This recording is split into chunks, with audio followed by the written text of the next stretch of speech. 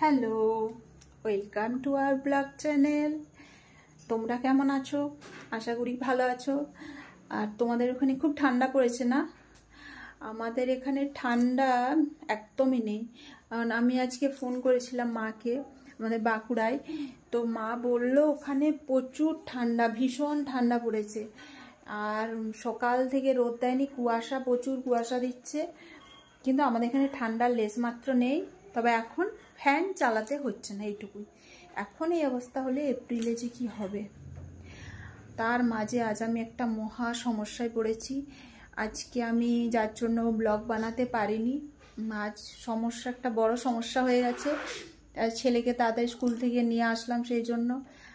মানে বাড়িতে যদি জল না থাকে তাহলে যে কি সমস্যা হয় সত্যি। একবেলা খাবার না খেয়েও কিন্তু থাকা যায়, ঠিক আছে, কিন্তু জল না থাকলে জল বড্ড সমস্যা। এই জন্যেই জলের আরেক নাম জীবন। মানে আজকে বুঝতে পারছি জলটা কি জরুরি।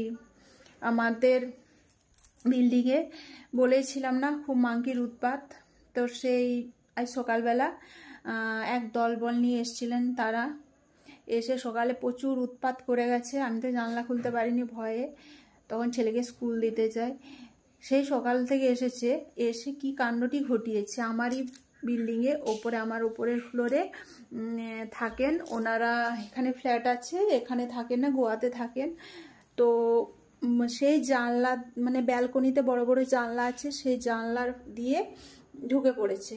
এবারে জানলা হয়তো তারা বন্ধ করে যায়নি বা জানি না।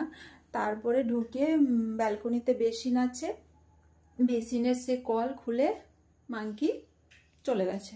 এবার জল তো পড়েই গেছে, জল পড়েই গেছে, সেই জন্য ট্যাঙ্কির জল তো শেষ হয়ে গেছে।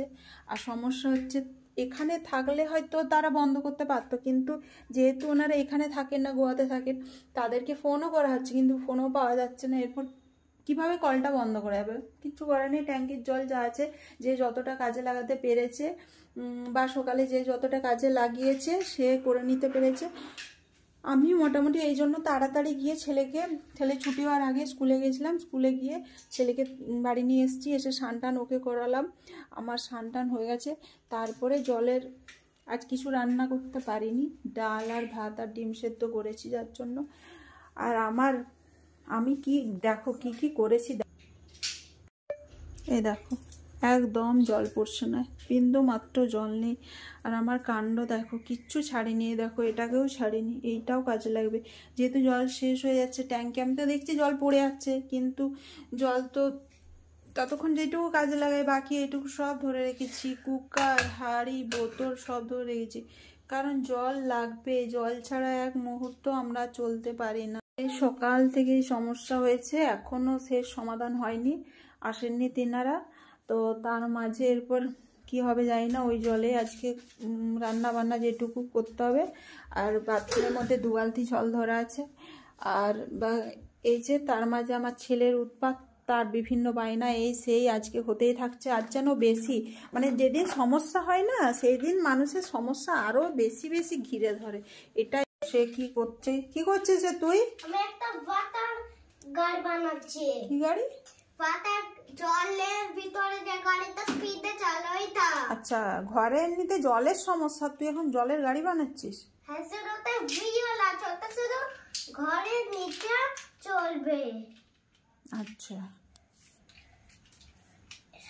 কি অবস্থা করে রেখেছে। হ্যাঁ, আর এই জলের সমস্যার জন্য আজকে সারাদিন হুটোপাটা করে কাজ করেছি, তার জন্য আজ ব্লগ বানাতে পারিনি। তার জন্য আজকে আমি আমার এই সমস্যাটা তোমাদের সাথে শেয়ার করলাম। তোমরা সবাই ভালো থেকো। আর প্লিজ যদি আমার চ্যানেল ভালো লাগে তাহলে অবশ্যই লাইক করো, সাবস্ক্রাইব করো। থ্যাংক ইউ, টাটা, ভালো থেকো, গুড নাইট।